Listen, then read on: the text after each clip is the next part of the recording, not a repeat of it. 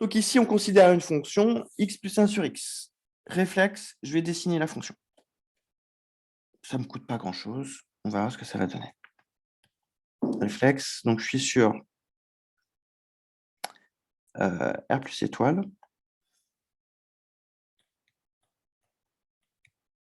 Et je veux dessiner x plus 1 sur x. Bon, l'idée, c'est je dessine la fonction x. Ensuite, j'imagine que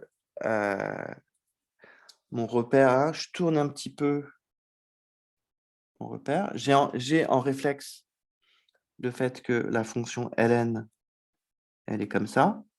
Et en fait, ici, je vais remplacer cet axe-là par l'axe x. Donc, je tourne un petit peu ici ma tablette. Alors, en 1, ça va faire combien? En 1, ça va faire, ça va passer par ce point-là. Je vais avoir 1 plus ln de 1 qui est égal à 1. Et ensuite, je vais avoir ici ma fonction ln. Et là, je crois tranquillement en vitesse ln.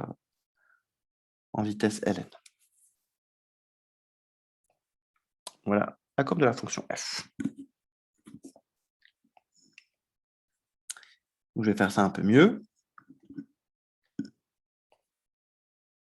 L'impression que j'ai besoin d'un peu d'espace pour comprendre ce qui se passe.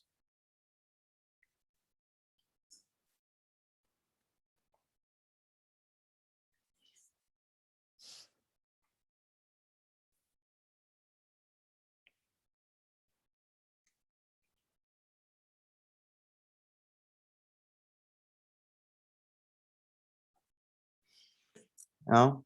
Ici, la distance croît lentement.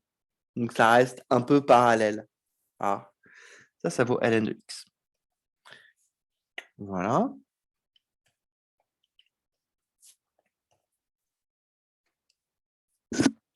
Et donc, ici, je m'intéresse, on retourne à l'énoncé. Donc, ça, c'est ma fonction. Et je m'intéresse à la solution f de x égale. Donc, premièrement, montrer qu'il y a une unique solution. Donc, bah, ça, c'est assez bateau, puisque la fonction qui a x associe x plus ln de x est strictement croissante, en tant que somme de fonctions strictement croissantes. Pas besoin de dérivée. Ensuite, c'est continu. F continue. Ensuite, je peux regarder les limites. F de x tend vers moins l'infini quand x tend vers 0 plus. Et f de x tend vers plus l'infini quand x tend vers plus l'infini. Donc, d'après le TVI, j'ai bien le fait que pour tout n appartenant à n, il existe un unique xn qui appartient à R plus, étoile, tel que f de xn est égal à n.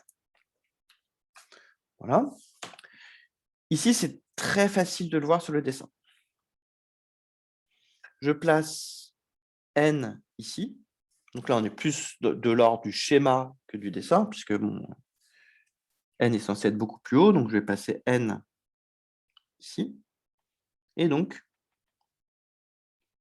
cette suite-là, c'est xn. Là, j'imagine que j'ai un autre n.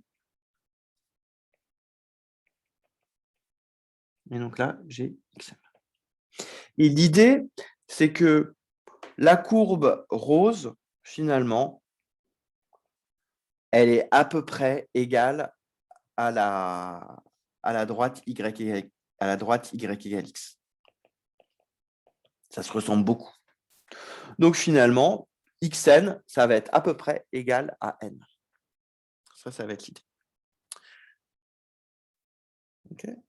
Donc déjà, on a ça, c'est assez bateau. Deuxièmement, la question qu'on nous pose, c'est de donner un équivalent de x. Déterminer un équivalent de x. Équivalent de x.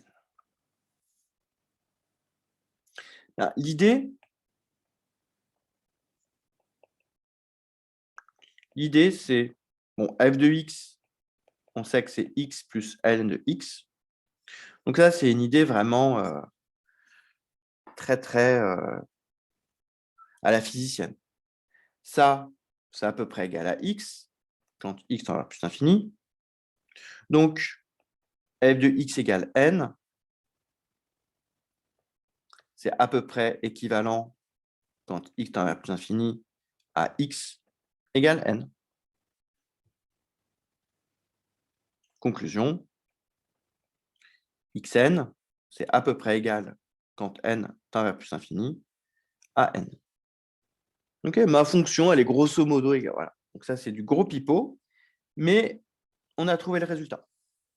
Et on le voyait sur le dessin, c'est ce que je vous avais expliqué sur le dessin. Ici, comment on va faire? Eh bien, j'ai tous mes réflexes sur ces suites-là. Je sais que la suite est strictement croissante, ça se voit. Donc, je sais quelle est de mes limites, finies ou infinies. Par l'absurde, donc là, le plan pour la question petit 2, c'est, premièrement, montrer que xn est strictement croissante. Petit a. Deuxièmement, donc, xn tend vers plus l'infini ou xn tend vers L, limite finie, que même positive. Voilà. Par l'absurde, on exclut le fait que xn tend vers L. Donc, xn tend vers plus l'infini. Et donc, je suis autorisé à faire du calcul asymptotique. Je passe en mode calcul asymptotique. Je passe en mode équivalent, petit o, dl, etc. Alors, montrer que xn tend vers... Alors, allons-y. Petit a, xn strictement croissante, eh bien, on a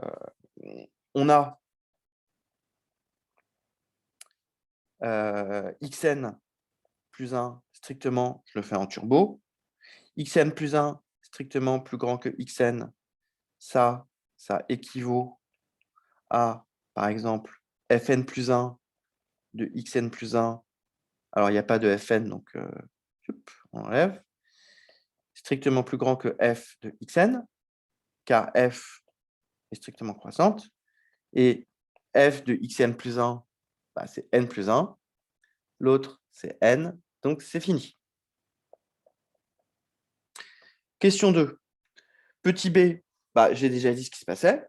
Hein, donc, j'ai xn qui tend vers plus l'infini ou xn qui tend vers L. Petit c, on raisonne par l'absurde et on suppose que xn tend vers L. Donc, f de xn tend vers f de L, car f est continu. Mais f de xn, c'est égal à n. Donc, j'ai n qui tend vers f de L. Absurde par absurde. Absurde car n tend vers plus l'infini.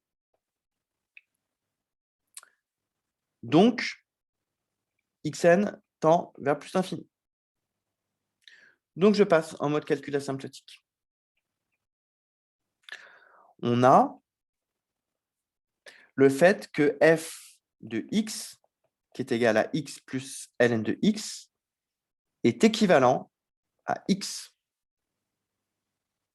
quand x tend vers plus l'infini. Donc, en composant les équivalents, donc j'obtiens que xn plus ln de xn est équivalent à xn quand n tend vers l'infini. Hein, ici, j'ai utilisé le fait que xn tend vers plus l'infini.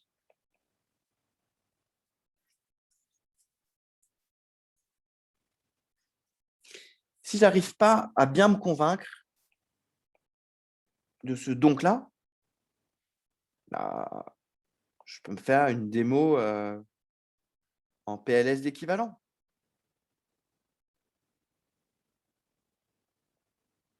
On a x plus ln de x qui est équivalent à x.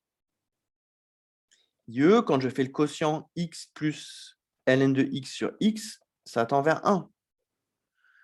Et donc, je compose simplement. J'ai une fonction qui tend vers 1, j'ai une suite qui tend vers plus infini. J'obtiens donc bien le fait que xn plus ln de xn sur xn tend aussi vers 1. Donc là, c'était quand x tend vers plus l'infini. Quand n tend vers l'infini. OK? Donc, ça ne pose pas de problème. Et par conséquent, or, j'ai xn plus ln de xn qui est égal à n. Conclusion, je me rends compte que je n'ai pas du tout dit les jours de reprise des exercices. J'ai oublié ça. Conclusion, eh bien, j'ai n qui est équivalent à xn. Donc, on retrouve bien le résultat annoncé en début d'exercice. Et on voit aussi que ce qui nous a permis de conclure, c'est effectivement le fait que la fonction f, elle est équivalente à la fonction x. Petit 3. Ah, ça y est. Commence à devenir un peu plus engageant. Donner un développement asymptotique de xn. dA de xn. Alors, comment on va faire ça? Ici, mon réflexe, c'est la méthode. Méthode dA. Ça veut dire quoi? Ça veut dire que j'écris que xn, c'est égal à n plus une deuxième suite. Cette deuxième suite, ici, je vais l'appeler alpha n. On a en réflexe,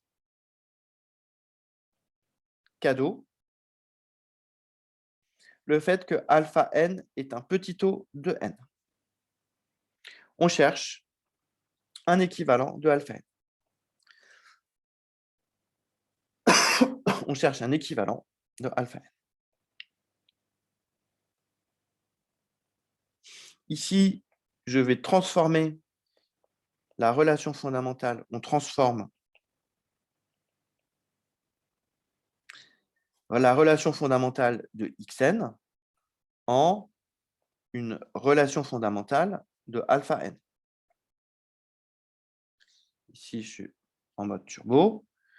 Donc, on a xn plus ln de xn qui est égal à n. Ça, c'est la relation fondamentale de xn. Je transforme ça en relation fondamentale de alpha n. J'obtiens donc n plus alpha n est égal, plus ln de n plus alpha n égale n. Donc, j'obtiens alpha n plus ln de n plus alpha n égale 0. Ici, ça appelle tout de suite mon attention. Pourquoi? Car je sais que alpha n est un petit taux de n.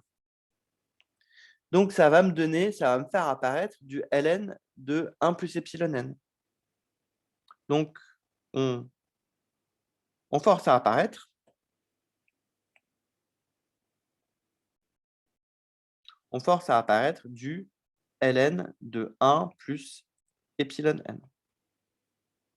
Allons-y.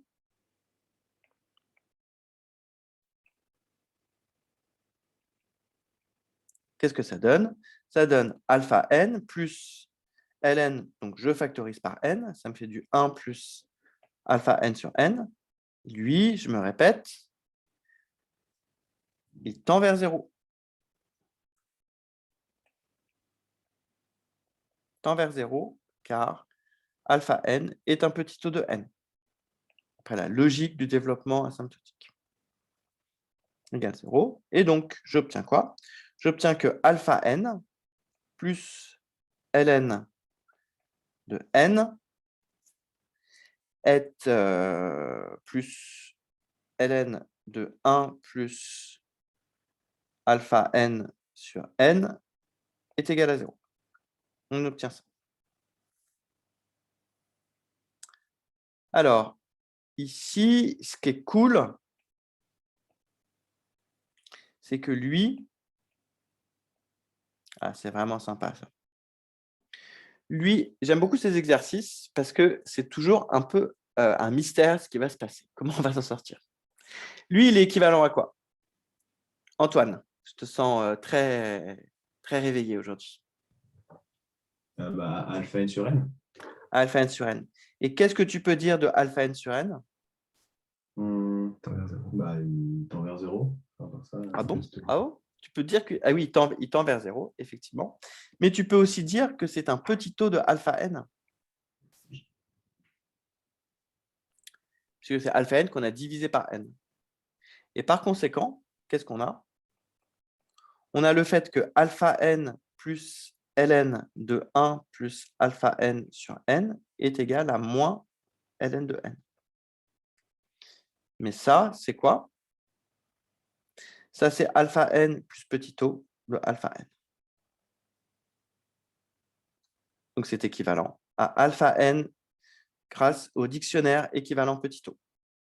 Conclusion. Alpha n est équivalent à quelque chose qui est égal à moins ln de n. On continue. Donc là, c'est assez intéressant puisque on trouve que le deuxième terme du développement asymptotique tend encore vers plus l'infini. On continue et on écrit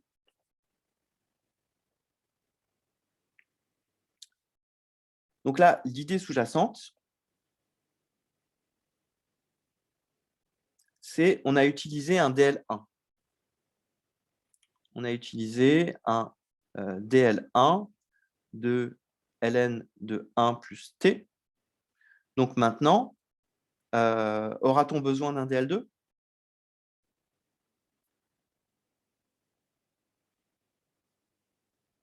Pour avoir la suite du développement asymptotique?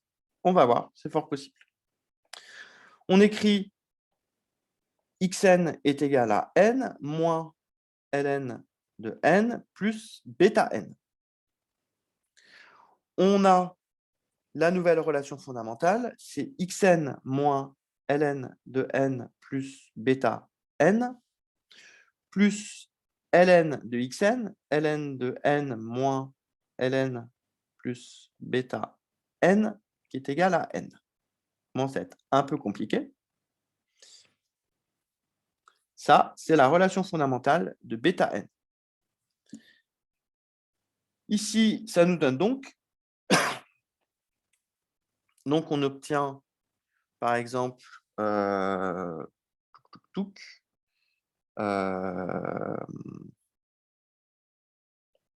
bêta n plus ln de n moins ln de n plus bêta n moins ln de n égale 0.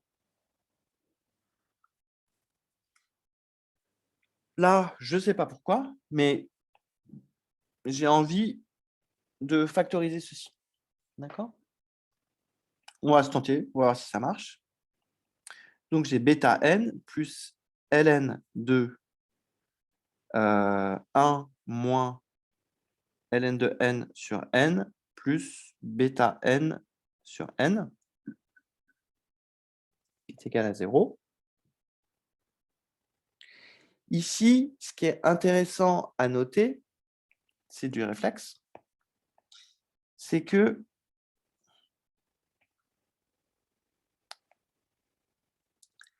bêta n est un petit taux de ln de n, gratuit. Donc, bêta n sur n est aussi un petit taux de ln de n sur n. Et donc, qu'est-ce que j'obtiens? J'obtiens que cette chose-là, moins ln de n sur n plus bêta n sur n, c'est équivalent à moins ln de n sur n.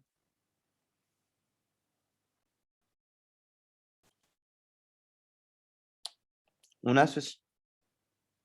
Et donc, j'ai gagné la partie, puisqu'on a bêta n qui est égal à moins ln de 1 moins ln de n sur n plus bêta n sur n. Lui, évidemment, tend vers 0. Lui, évidemment, tend vers 0. Donc, c'est équivalent à moins ln de n sur n plus bêta n sur n. Et ça, on vient de dire que c'était équivalent à moins ln. Donc, c'est équivalent à ln de n sur n. Donc ici, mon idée qu'il fallait utiliser un DL2 n'apparaît pas. Pas besoin d'utiliser un DL2, le DL1. On a trouvé conclusion. Je pense qu'on a résolu l'exercice. Conclusion. Xn est égal à n moins ln de n plus ln de n sur n plus un petit taux de ln de n sur n par la logique des développements asymptotiques.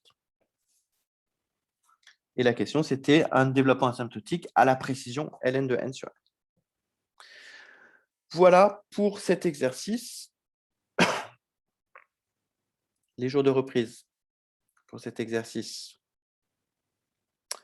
Du plus 2, du plus 5, du plus 30, du plus 55. Louis, on est à quel jour de reprise? Là, on est au J96. 96. Plus 80 et